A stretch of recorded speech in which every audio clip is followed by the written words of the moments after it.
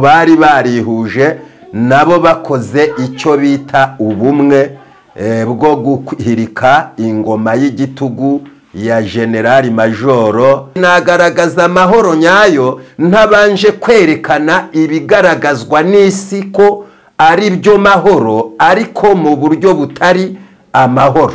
Amahoro saya abantu bihesha, amahoro n'ay'Imana ihesha abantu. Umuhanuzi utazi amateka y'igihugu cye ngo amenye icyo Satani yuririraho kurwanya igihugu cye, uwo si umuhanuzi.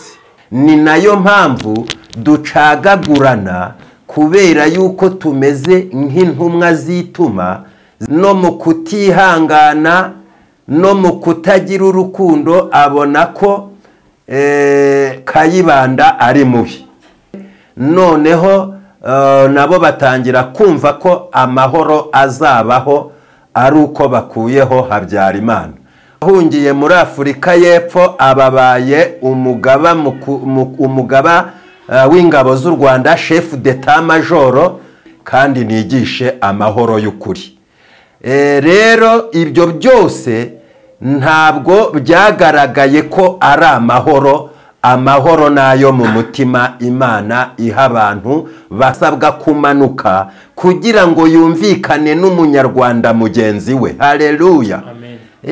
Niko bigenda, niko bimeze, niki Imana ishaka. Imana irashaka bigisha imbabazi.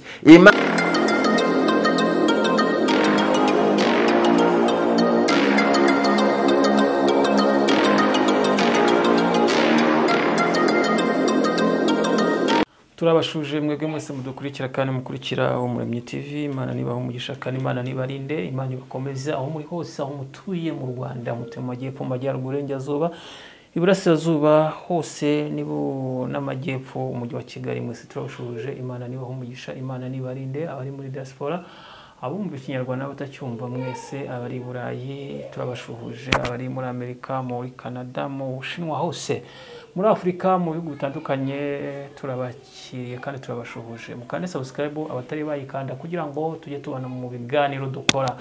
Imana rero ibarinde kandi bakomeze aho muri hose, kwa muganga, abarwayi, abaruhijwe n'uburwayi n'imibiri yabo.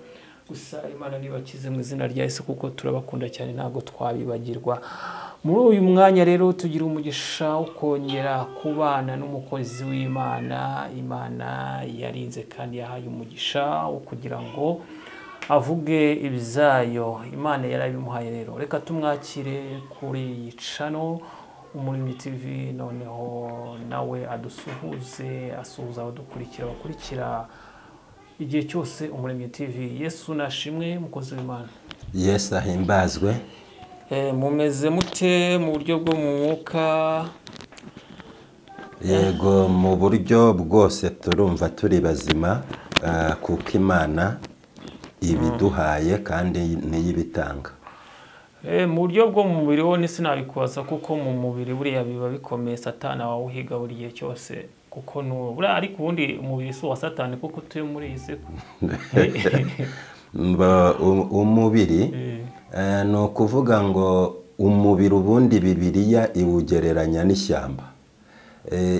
Cyangwa ugereranya nk'urusengero. Ikigereranya n'urusengero ni umubiri urimo wa mwuka wera. Iyo wa mwuka wera arimo muri uyu mubiri, nibwo nyine biba bibaye urusengero. Tujye usoma Bibiliya ikavuga ngo iyo turi iwacu mu mubiri tuba turi kure y'Imana. Iyo turi iwacu mu mubiri, icyo gihe tuba dutuye kure y'Imana.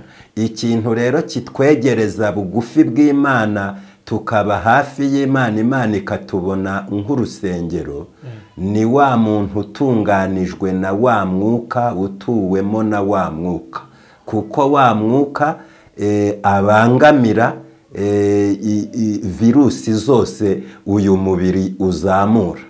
Virusi ariko zo mu mwuka. Virusi nyine, virusi z'imyuka mibi zikorana n'uyu mubiri. Ubwo ni ukuvuga ngo iyo uyu mubiri utarimo umwuka w'Imana aba ari ishyamba. iyo uyu mubiri utarimo umwuka w'Imana nyine ni ishyamba. Ni ishyamba, buriya mu ishyamba habamo n'inyamaswa. Bishatse kuvuga iki ibyo rero? Ibyo bishatse kuvuga ko umuntu ashobora kuba hari kamere afite imwihishe nawe ugatazi. Iyo kamere ishobora kuvumbukira hirya bitewe n'ikindi kintu ahuye nacyo. Umuntu umwe duherutse gusengana n'umuntu umwe adutekerereza undi muntu mugenzi we ngo bari bavanye mu masengesho y'iminsi 7. Noneho agisohoka mw'ayo masengesho y'iminsi 7 yari umurobyi cyangwa se babandi twita abashyana nk'abantu batuye za Rusizi na za Nyamasheke nibo bakunda gukoresha izo mvugo abashyana. Noneho ngo abashwanye na mugenzi we gatoya abamukubise ingashyi mu mutwe. Amukubise ingashyi mu mutwe wa mugenzi we ahita ajya muri koma, wa muntu wari uvuye mu 7 bajya kumufunga. Bivuze ngo ntabwo yavuye mw'ayo masengesho azi ko icyo cyabaho, ntabwo yari azi ko cyabaho ko yakica umuntu. Ariko mu mubiri habamo kamere na nyir'umubiri atazi. Izo kamere rero zivumbuka bitewe n'ikirere bakujyanyemo cyangwa naho ubuzima bukujyanye cyangwa naho uhagaze. Nibwo ujya wakisanga ko nawe ushobora gukora ibintu bibi. Mbese dore urugero, waba utuye ahantu utarigera ubona n'ibihumbi 100 ukajya mu bantu bageragezwa n'amamiliyoni n'amamiliyari. Ni ukuvuga ngo wowe ubona abageragezwa n'ayo mafaranga n'ayo mamiliyari ukavuga atari ko bariya abantu bagiye bakizwa cyangwa se nabaswa. Ariko impamvu ni uko wowe ahantu uri no kubona iya 5 biragoye. Noneho rero urumva icyo gihe ntabwo ibikugerageza ari byo bigeragezo by'uwa miliyoni. Bafashe n'abantu bafite biba amafaranga, wowe wavuga ati ngiye sinayiba. Ariko ntago uragera naho urajya gukorera ahantu haba hapanze ayo mamiliyari, ayo mamiliyoni ngo koko ubyumve kutagira ute kutayiba ngo akugerageze. Ubwo bishatse kuvuga ko uyu muntu ageragezwa bitewe n'icyiciro arimo. Yebo, buri muntu buriya buri cyiciro cy'umuntu aba afite ibigeragezo bye. Noneho ikibazo cy'abantu umuntu ajya kureba icyiciro cy'undi n'ibigeragezo bihari biri kugerageza uwo, ariko atabashije no gutsinda ibyo mu cyiciro cye. No ugasanga uri mu cyiciro kimwe ari guseka uri mu cyiciro kindi kubera ko ibibagerageza ntago ari bimwe. Noneho reba nka Dawidi asambana na n'uriya mugore wa Uriya Batisheba, hari ubwo se yari yabigambiriye ugira ngo oya, nyine yarazamutse yigira hejuru ajya gutembera kuri terase hejuru. Abyutse mu gitondo arizamukira ajya hejuru. Avuye ayicaye hejuru kuri terase abona muka Uriya avuye muri dushe yambaye uko nyine urabyumva. Noneho aritegereza arareba, icyo kibaye ikigeragezo cye kiba kimukubise hasi. Ariko mbere ari hasi yibereye hasi, nta kibazo cy'ubusambanyi yigeze agira. Yibera mu ntama, yibera hasi nyine atari yazamuka ngo ajye hejuru. Ntiyigeze ahura n'ikibazo cy'ubusambanyi. Ariko azamuwe agiye hejuru, ubwo yatangiye kubona ibintu atajyaga abona, areba ibyo atajyaga areba. Ni nayo mpamvu Bibiliya ihora isaba abantu kumva ko ari abantu kandi bakumva ko ntaho baragera, kandi bagakomeza kumva ko ntacyo bari cyo, kugira ngo bakomeze gushakisha iby'imbaraga bizajya bigenda bibaneshereza aho bageze hose. Imana idufashe cyane. Akaba ariyo mpamvu hari bamwe baba badakora ibyaha, wenda tuvuge nk'ubusambanyi, wese ari umukene usanzwe ntacyo bimubwiye, yamara kubona amafaranga ugasanga noneho ubusambanyi agiye mu bagore kubera ya mafaranga. Buriya siyo mpamvu none ntujya ubabona se nyine abantu nko muri periyode runaka, mu gihe runaka bakaba bitwa abakristo, bakaba bitwa abakristo, tubivuge gutyo. Noneho bakaba ni abantu koko baciye bugufi, ubona biyubashye muri uwo mwanya mu gihe runaka, ariko Imana yaba ikoze amateka itanze ubushobozi mu by'ubu buzima, ubushobozi gutunga mu by'ubu buzima. Nimba yaratuye muri ya karitsiye hariya hepfo mu gishanga, yibera aho ngaho, akazamuka akajya ku muhanda kuri kaburimbo n'ifaranga rye, agiye kubona ibintu atigeze areba mu buzima. Yari yibereye aho, noneho ibintu atigeze arebesha amaso ye mu buzima, n'ifaranga riramwemerera kujya ahantu ashaka. Noneho ejo ugasanga icyitwaga ubukristo cyakubiswe hasi, cyavuyeho, yabaye uwundi muntu, nta n'uwaba kimubwira ya miterere y'ubuzima bwo hambere bw'ubukristo yabanjirijemo, ahubwo yageze ahandi. Ibyo bituruka kuki? Bituruka ko abantu, niyo mpamvu Yesu we ntago ajya yizera abantu, kuko ahubwo we ni umunyabwenge. Yesu ahora azi ko umuntu ari uwo gufashwa nawe, ariko abantu bo bagera aho birara bakumva bishoboye.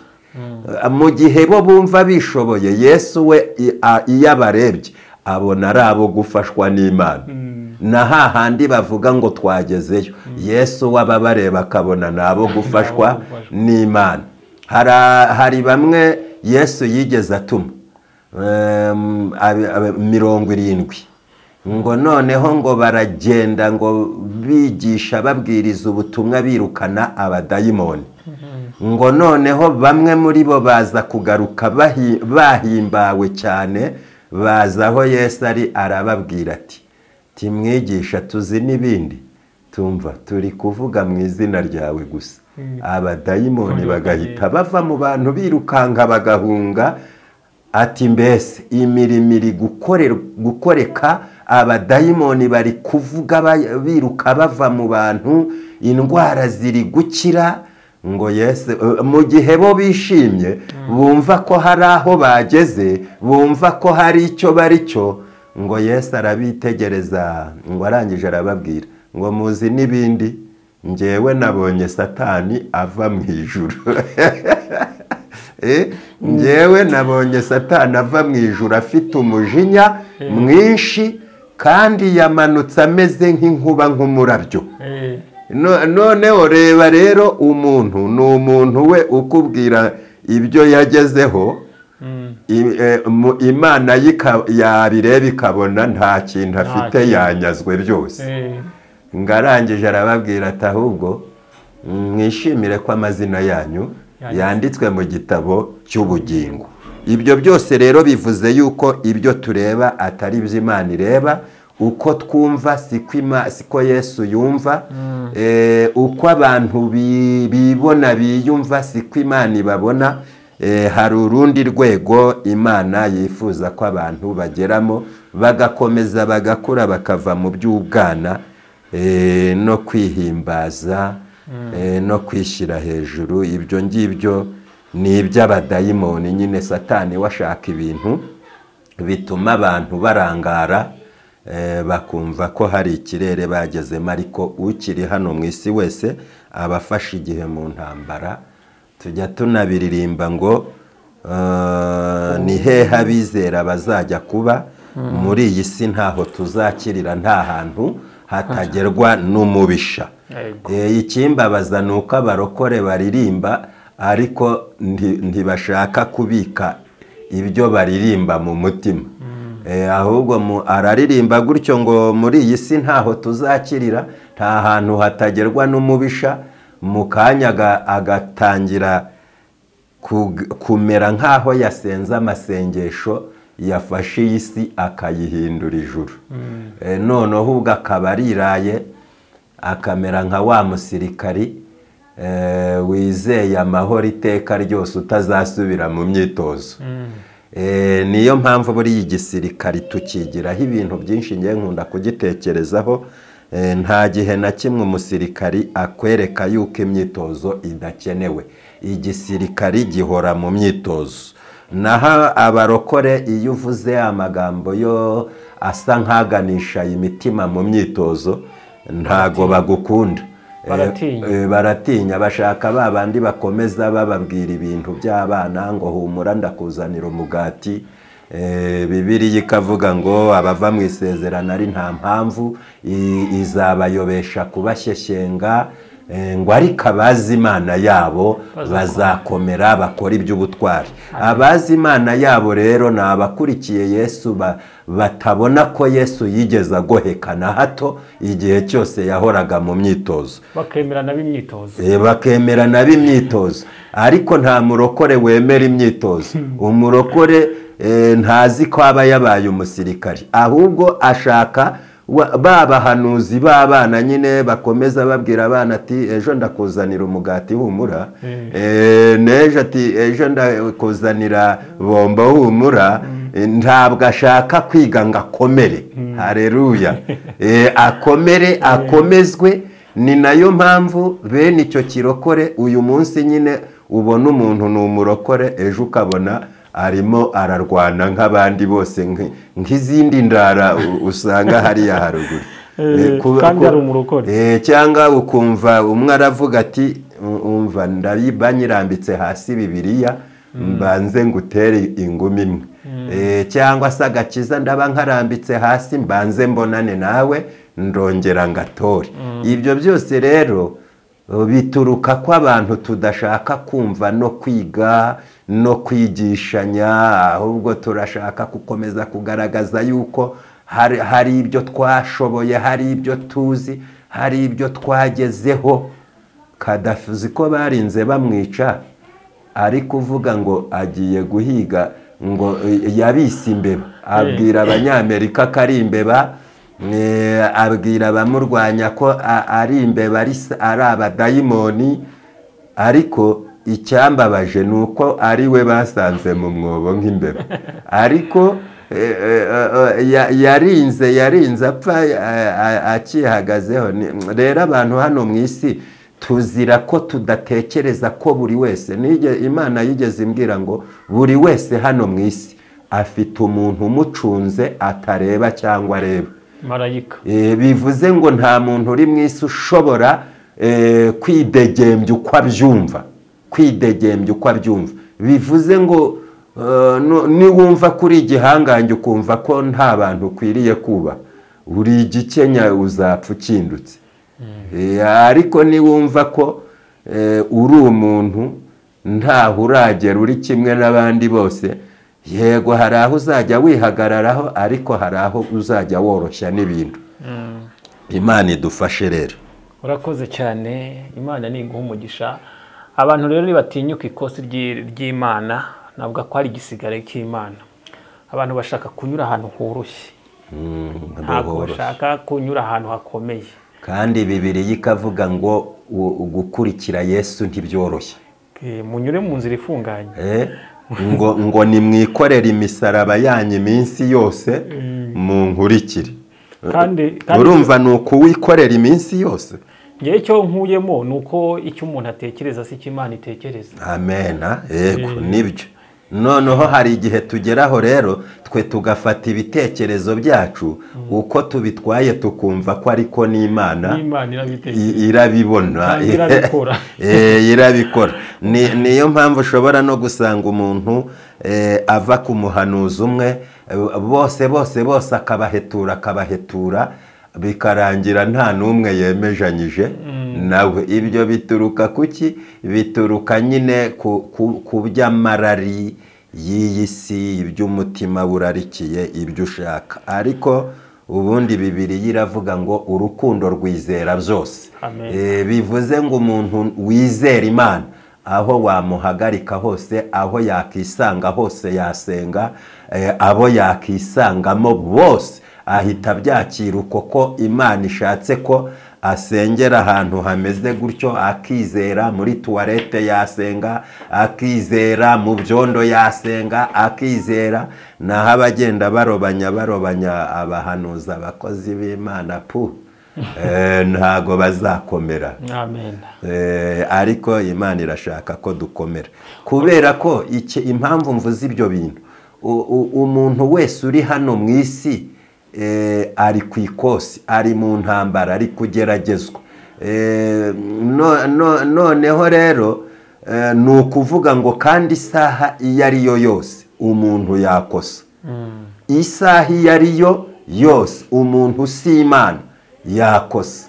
Noneho rero Imana yo ikadusaba gukunda abantu bose kandi abeza n'ababi, ikansaba kugukunda wowe uri mwiza uri na mubi. Bivuga ngo dukeneye ubwenge bw'Imana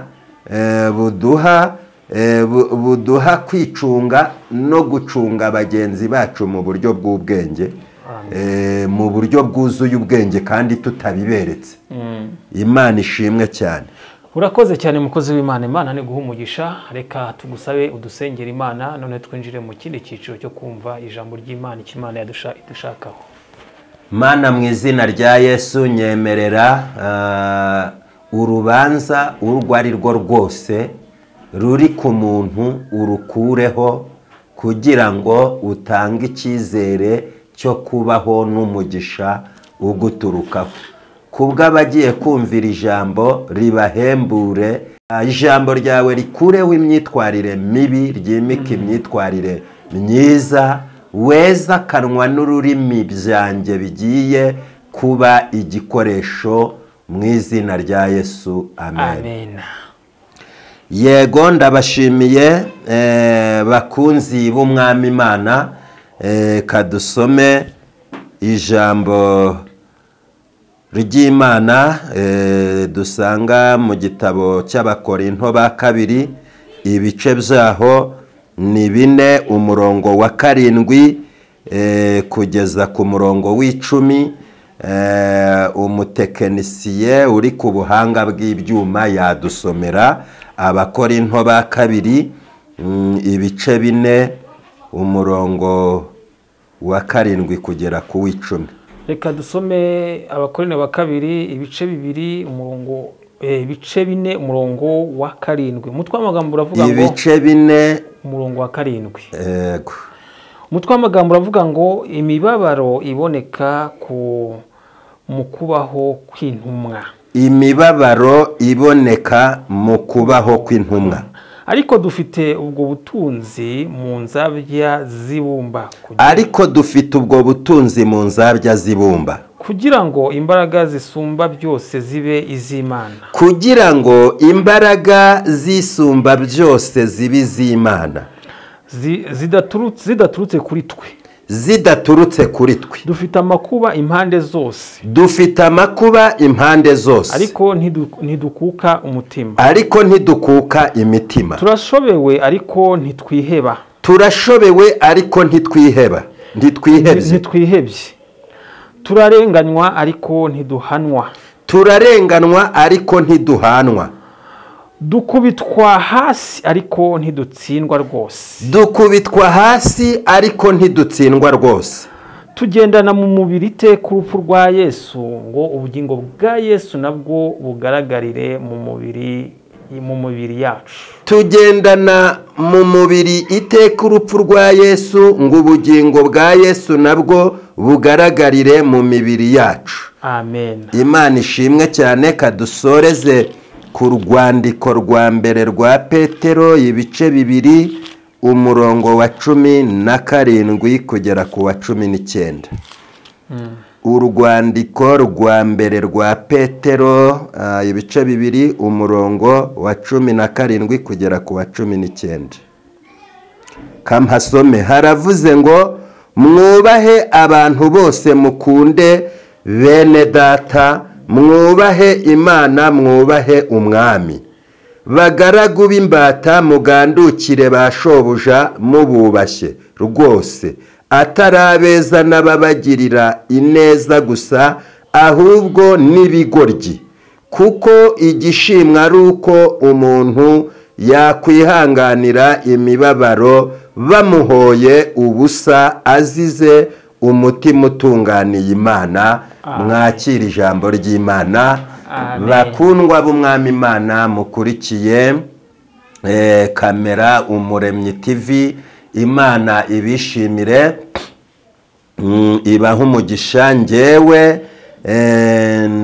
ndi intumwa y'Imana, Nzabaha Imana Ernest, ariko ibyo ntibibagushe, dore ko muri iyi minsi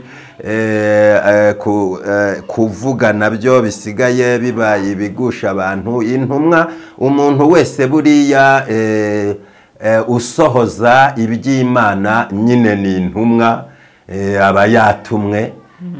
Rero hari igihe abantu dukurura ibintu tukabigira ibintu birebire.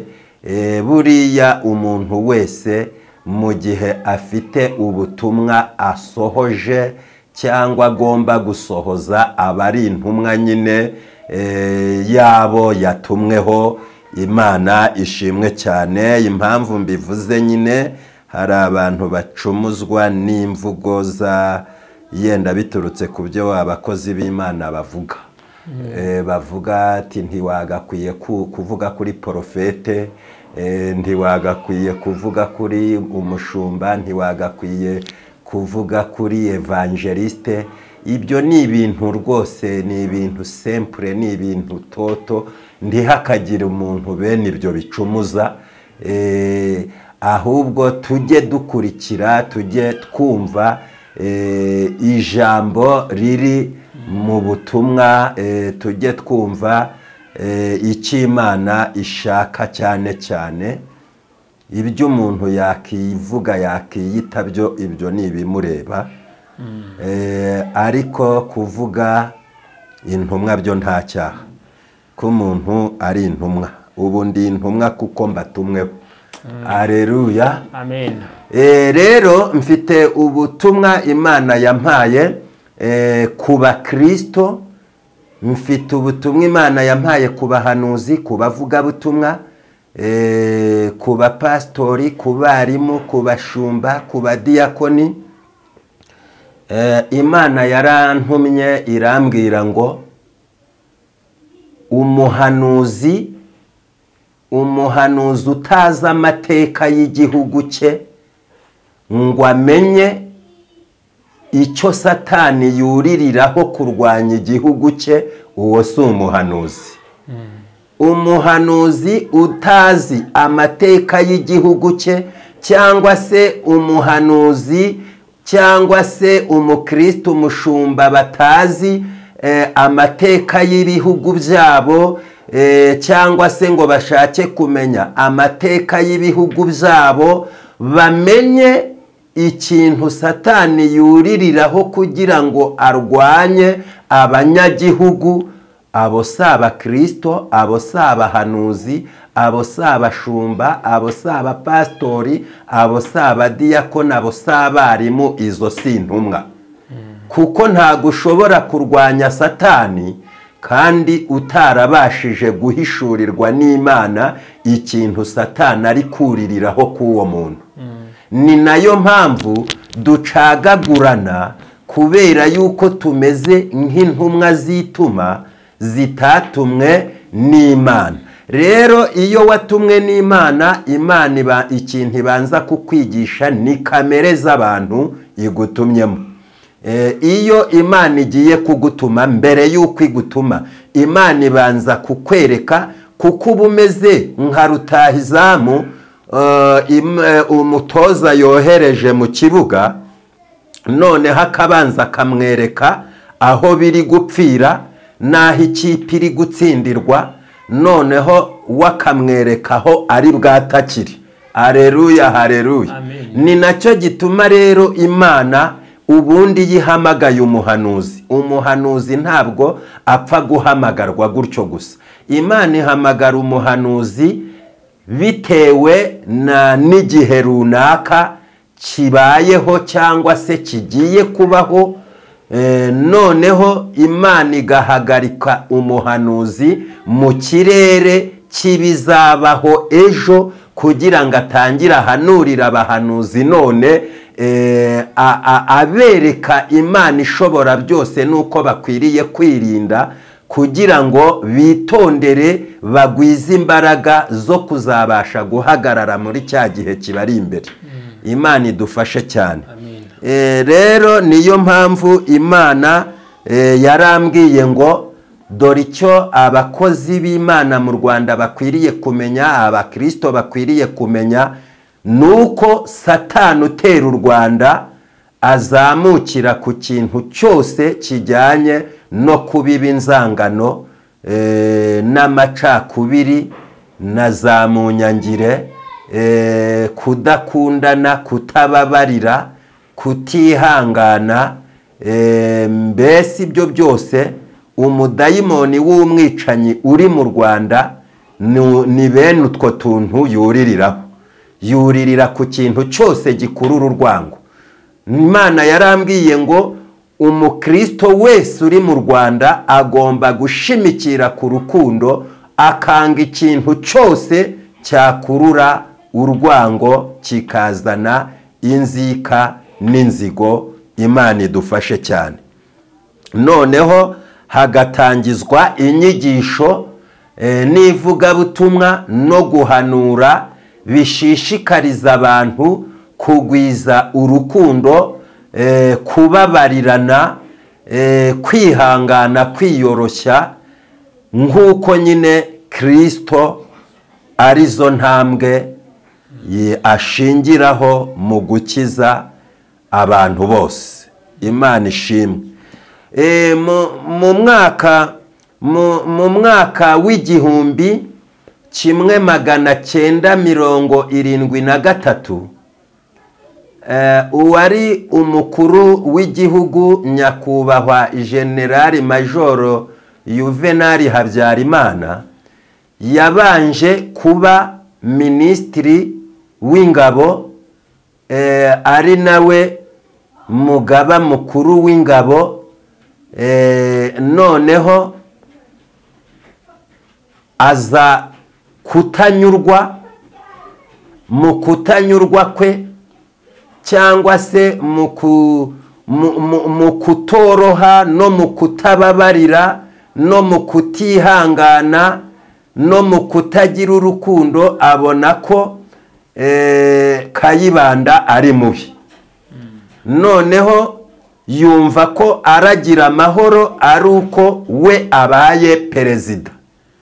Amaze kuba afata umwanzuro n'abandi bari kumwe bamushyigikiye, ubwo natangiye urugendo rwo kwigisha amahoro.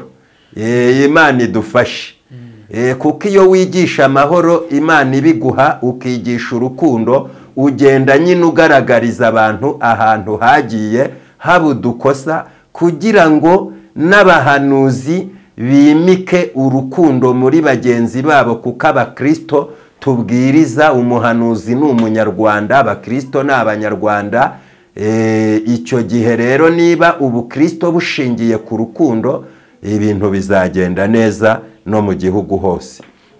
Noneho dore ikintu gitangaje,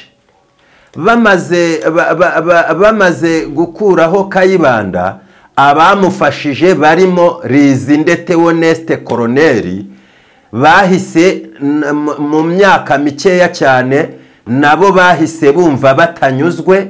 Noneho nabo batangira kumva ko amahoro azabaho ari uko bakuyeho Habyarimana. Ubwo baba barabafashe, baba babataye muri yombi, Barizinde barabafunga. Ariko mu gihe cyo gukuraho Kayibanda, bose bari bamwe bahuje ubumwe bwo kumukuraho.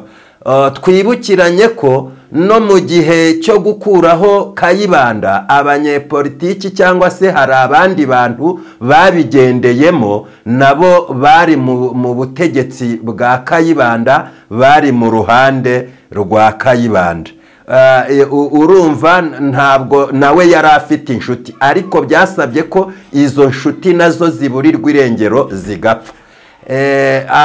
Abo ngabo rero Barizinde bamaze gufungwa, igihe kiba kirageze na ba Kanyarengwe. Kanyarengwe arahunga, noneho amaze guhunga ahungira muri Tanzania. Rizinde we afungirwa mu Ruhengeri, babiseruka nabo bafungirwa mu Ruhengeri. Noneho haza kubaho ko Habyarimana nawe bamurwanya, inkotanyi zitangira nazo kurwanya Habyarimana kugira ngo zikureho ubutegetsi bwe, noneho nazo zimike amahoro.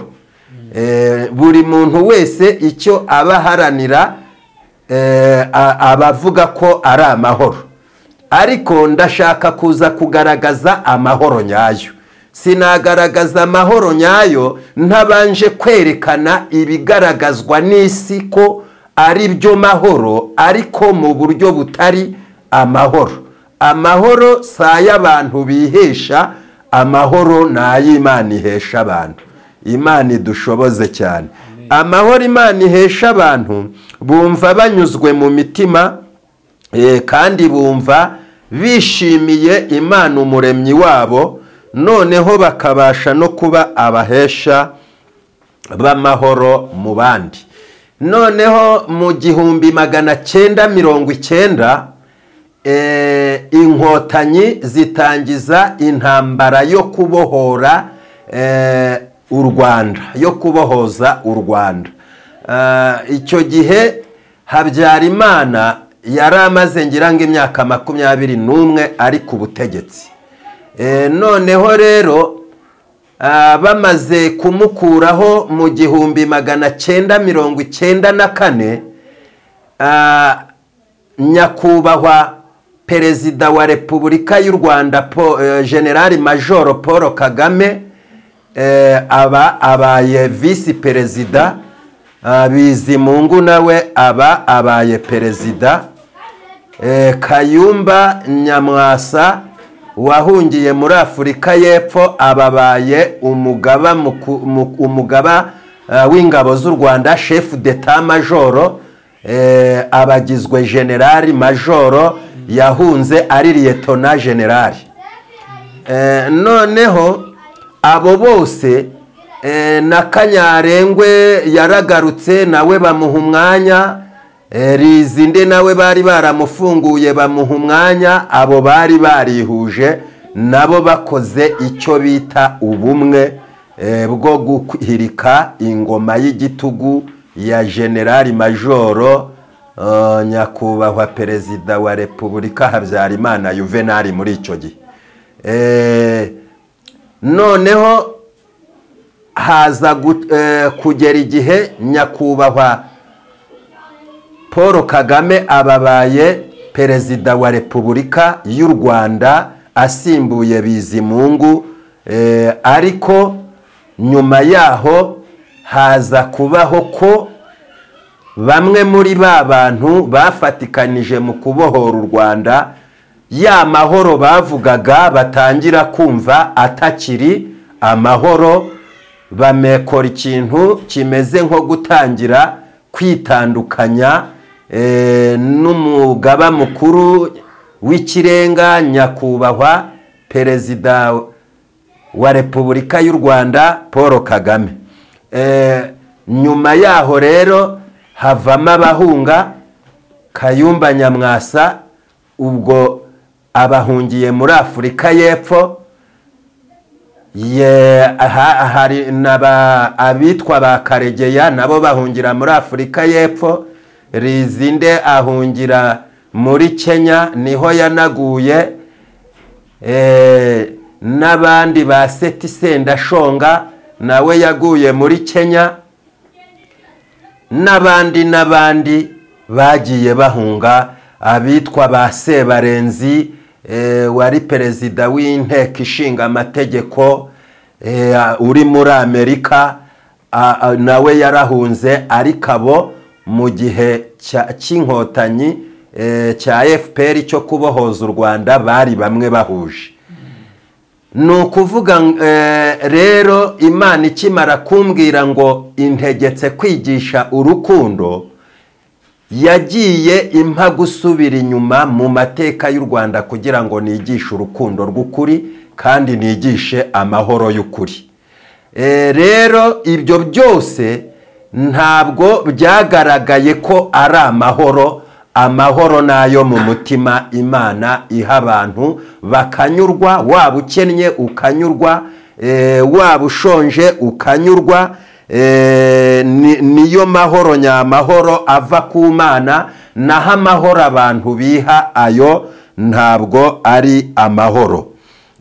Rero twasomye ijambo ry'Imana ritubwira ngo ariko dufite ubwo butunzi mu nzabya z'ibumba, kugira ngo imbaraga zisumba byose zibe iz'Imana zidaturutse kuri twe.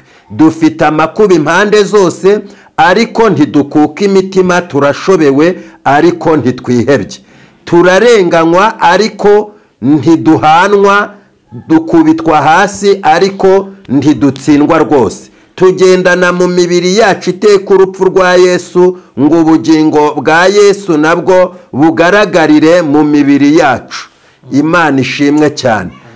Dusoma no mu rwandiko rwa Petero igice cya mbere umurongo wa 2 ku murongo wa 17, ahavuga ngo mwubaha abantu bose. Aha bariho twita cyane.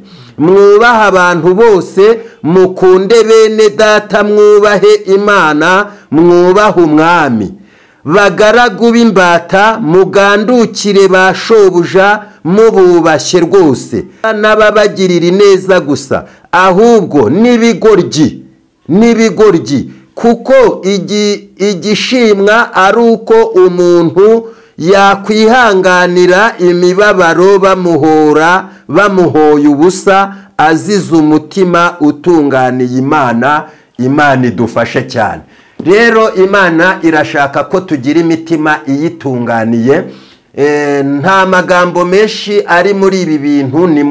Imana irashaka ko tugira urukundo, twubaha abantu bose.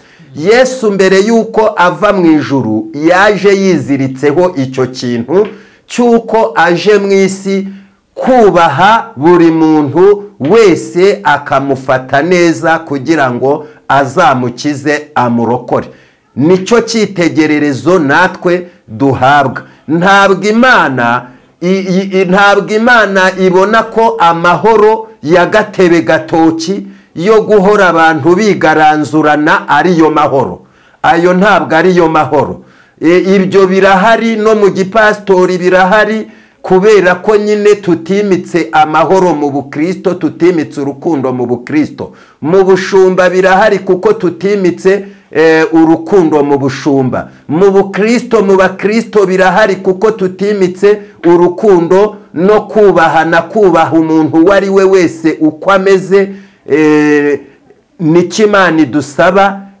Ibyo birahari mu Bukristo byo gutembagazanya, ibyo birahari mu bahanuzi byo gutembagazanya. Mu gihugu cyose huzuye ibishushanyo bisengwa amahoro atari amahoro. Rero nta Bukristo bwakomera, nta Bukristo umwuka wera yakoreramo butubahiriza amahame y'umwuka wera: kubabarira, kwihangana, kubaha umuntu uwo ari we wese, kuko ntago wakiza umuntu cyangwa wabwiriza umuntu utabanje kubaha umuntu uwo ari we wese. Uzajya mu giterane cyangwa se uzatumwa muri rubanda utabanje kwishakamo amahoro kuri bose no kubaha umuntu wese no gukunda umuntu wese, ujye mu giterane ugiye kurobana ku butoni. Ibyo ntago bizaba ari byo. Umuhanuzi, umukristo, umukozi w'Imana, umushumba, umupasitori, umudiyakoni agomba kuba mu mutima afite kubaha umuntu wese ataranahura nawe, noneho agatangira kuvuga ibyo amubwira muri we harimo agaciro k'abantu bose. Haleluya. Kugira ngo abantu bose bibone muri uwo muntu uri kuvuga, kuko nta buryo waza kumbwiriza ubutumwa nanjye ubwanjye ndi umuhanuzi, ndi umuvugabutumwa, ntiwaza kumbwira mbona ufite umujinya n'iminkanyari ku maso, uhekenya amenyo, wuzuye ubugome, uburakari, nguje kumbwiriza ngo cyangwa nguje kumpugura. Reka ntanjye ntago bibaho, ntibibaho, ntago nakumva. Nanjye nahita nguca amazi nkigendera. Ni ukuvuga ngo umuntu wese bamutega amatwi bitewe n'inyigisho afite n'imyitwarire n'imivugire ye, nuko agaragaza rangaje zo kubaha Imana no kwiyoroshya no guca bugufi no kubabarira mu mutima byumvikana. Iyo ubabarira amagambo yawe, mu magambo yawe biba byumvikana. Iyo uwihangana mu magambo yawe biba byumvikana. Aya majwi arimo amakaraza tuyamagane, aya majwi arimo amakaraza y'abadayimoni tuyamagane. Abanyarwanda bakeneye urukundo, bakeneye ubakunda. Abanyarwanda bakeneye ubababarira. Abanyarwanda bakeneye ubihanganira. Abanyarwanda bakeneye ubagirira imbabazi. Abanyarwanda bakeneye uborohera kugira ngo bamutege amatwi. Abanyarwanda bakeneye ubereka Imana, ubereka Kristo ariko watigize Imana. Ntabwo rero wakereka abantu Kristo, wakereka abantu Imana wowe wigize Imana ngo bizavemo. Ntabwo wakerekana ubukristo wowe wigize Kristo ngo bizavemo. Bisaba nyine ko woroha ukamanuka nk'uko Yesu nawe yamanutse. Yesu ntabwo yazamutse, ahubwo yaramanutse. Aramanuka aza muri twe, areshya natwe kugira ngo abashe kutubwira tumwibonamo.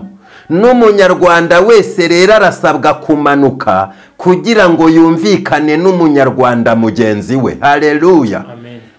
Niko bigenda, niko bimeze, niko Imana ishaka. Imana irashaka abigisha imbabazi. Imana irashaka abigisha urukundo. Imana irashaka abiyoroshya. Imana irashaka abantu babohowe nayo mu mutima, bacitse ku icumu rya Satani. Abo ni Imana ishaka. Abatari bacika ku icumu rya Satani, buzuye urwango, ubwicanyi, amacakubiri, mu nyangire n'ibindi, abo bantu rwose murimo kuvangira Imana. Nimwigire kuri Yesu Kristo, yaje ari umukiranutsi ariko yemera kwiyoroshya, aramanuka. Bibiliya ikavuga ngo ntazasakuza, ntazatongana, urubingo rusadutse ntazaruvuna, ntazazimya ifumba igicumba, azaharanira ukuri kuzarinda atsinda. None umuntu aravuga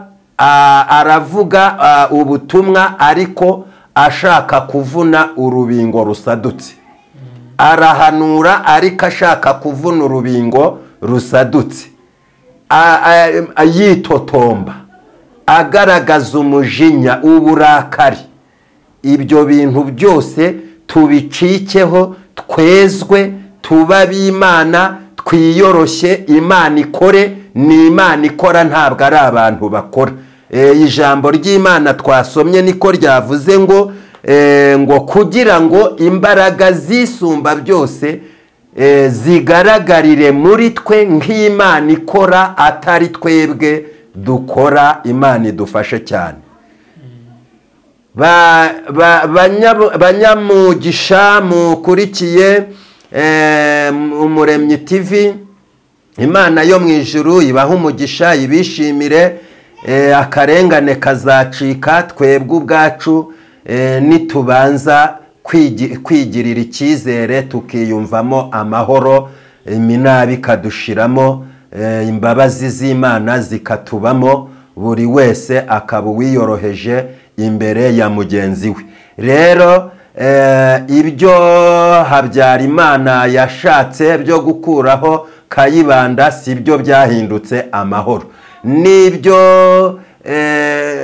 Nibyo nanone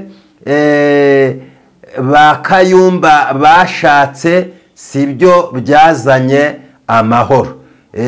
Ahubwo buri muntu wese niyigire ku ibyo byabaye mu gihugu cyacu, noneho areba amahoro nyayo, areba amahoro nyakura yakurikire. Noneho areba urukundo nyarwo arukurikire. Ni ukuvuga ngo igihugu cyacu kuva mu myaka yose ishize cyagiye kigwa mu makosa y'inzangano. Niko Imana yambwiye yuko dayimoni mu Rwanda azamukira ku cyitwa inzangano. Umudayimoni ukorera hano mu gihugu iturufa afite n'iy'urwango, niyo nashakaga kugaragaza. Nibyo byatumye nsubira mwayo mateka yose. Niko Imana yambwiye umudayimoni uri mu iki gihugu afite iturufu y'urwango rushora abanyarwanda mu bwicanyi. Niyo mpamvu Imana idashaka abahanuzi bigisha inyigisho zumvikanamo urwango. Imana ntishaka abavugabutumwa bigisha inyigisho zumvikanamo urwango. Icyo gihe uri guha Satani umurindi na munyangiri. Ibyo mubyihorere rwose. No gusebanya mubyihorere rwose. No kwifurizanya inabi mubyihorere rwose. No gusebya mugenzi wawe kandi mutari no kumwe, ibyo mubyihorere rwose. Cyangwa kumuvuga kuko mutari kumwe, ibyo bingana no kumugambanira ukajya kumushakira abishi rwihishwa. Ibyo nicyo bivuze. Ibyo mubyihorere mwe bahanuzi mwe, mubyihorere mwe bavugabutumwa mwe, mubyihorere mwe banyamasengesho mwe, mubyihorere mwe bapasitori mwe, mubyihorere mwe bashumba mwe, mubyihorere mwe badiyakoni mwe, mubyihorere mwe barimu mwe. Aho bitugeze turahareba. Imana yo mu ijuru idufashe kandi ikomeze kutugirira neza. Reka nsenge ku bantu bamaze kumva iyo message. Imana ibaha umugisha. Reka wibarize mukozi w'Imana. Imana ni umugisha kubwo butumwa Imana yaguhaye kandi wumviye Imana kubutanga. Utubwiye ko mu Rwanda harimo umudayimoni waje wa munyangire ubwica, mbese umudayimoni w'urwango. None uwo mudayimoni kugira ngo acike mu Rwanda bisaba iki kugira ngo ibyo ngibyo bibe, icyo uwo mudayimoni agende? Kugira ngo uyu mudayimoni acike mu Rwanda birasaba yuko umuntu uwo ari we wese w'umunyarwanda ahunga ijambo ririmo urwango cyangwa inzigo, inzika, munyangire. Kuko Imana yaransanze imbwira yuko n'agakiza gashingira cyane cyane abantu bashingira ku bintu by'inyuma. Aka gakiza Imana yarambwiye ngo ntabwo ariko, kubera ko nako gafite uburyo gakurura mo ikintu cyo gukurura inzangano no gusebanya na munyangire. Abantu bagatangira kwitana abadayimoni, abantu bagatangira kwitana Satani, abantu bagatangira kwitana abazimu, bagatangira kwitana Antikristo bashingiye ku mpu z'abantu inyuma, cyangwa se bashingiye ku myambaro abantu bambaye. Ibyo rwose ni ibintu Satani yazanye mu bantu bitazaha abantu gukizwa. Bafite imitima yabaye akahebwe idashaka Imana, ahubwo barashaka ibintu gusa bikurura urwikekwe. Urakoze cyane mukozi w'Imana. Noneho ikindi nanone kutumva ibihuha, no kudahita wumva ko amagambo mwene so akubwiye ayavuga kuri mugenzi wawe kandi utaraho, guhita ubishyira mu bwonko bwawe no mu mutima ko ari ukuri. Kuko ibyo bintu nabyo byagiye bikoreshwa mu buryo bw'amataragite kugira ngo urwango rukwire mu gihugu cyose. Abantu bagiye barukoresha. Hari ibintu byinshi byo kuvuga, ariko ndumva ngiye gutangira kugenda mbivuga. Imana ishimwe cyane. Hari ibindi bikurikira, abantu bakurikira ikiganiro gikurikiyeho ndabifite, ndumva nivuye, ndumva ngiye kubiva inyuma, kubiva imuzingo, kuko ikintu cyitwa urwango mu banyarwanda nanjye ubwanjye maze kubona yuko ari cyo cyaha cy'ikirenga gikomeye Imana iri kubona ku banyarwanda. Kuko umuntu araza akavuga mugenzi we kuko ataraho, ariko mu buryo niba banafite akantu bapfuye, si ngombwa ngo ugende ugaragaza mwene so nabi kuko wowe mufite icyo mwapfuye. Niba mufite icyo mwapfuye ariko abantu bose ntibafite icyo bapfuye, ku buryo washishikariza abantu kwanga mugenzi wawe kuko wowe mu ruhande rwawe ufite icyo wapfuye nawe, ibyo ni ubudayimoni, ibyo ni ubwicanyi, ibyo ni zanzigo, ibyo ni ubukristo gito, ibyo ngibyo ni ubutindi bubi. Imana yo mu ijuru nibafashe. Imana iguha umugisha rero. Reka tugusabe noneho uduhe nimero zawe. Birashoboka ko hari abagukenera kugira ngo bakugishe inama, noneho bagukenera gute? Yego, kambahe nimero za telefone ni 0785 47 212, 0785 47 212. Izindi nazo ni 0788 23 Imana ibaha umugisha. Imana ni umugisha. Turabakunda cyane. Reka tugusabe noneho dusoza udusengera Imana. Turagushimye Imana ihoraho, Imana yera yo mu ijuru. Gobotora abantu bari mu mifatango y'urwango, ubazurishe ijambo ryawe, ubazurishe urukundo rwawe werekanye kuri Kristo.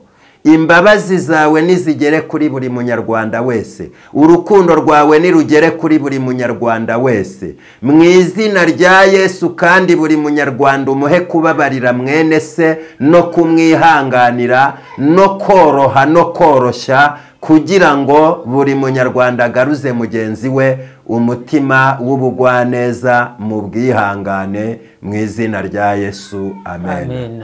Urakoze cyane, namwe mwadukurikiye murakoze, kandi mugire umunsi mwiza, kandi muhaye muronke mukurikire iki kiganiro, mukore comment na share, subscribe. Nuko nyine ni inkunga yanyu tubasaba buri gihe kugira ngo tujye tubana mu kiganiro mukurikira. Imana rero nibaha umugisha turabasabiye, ngaho bye bye.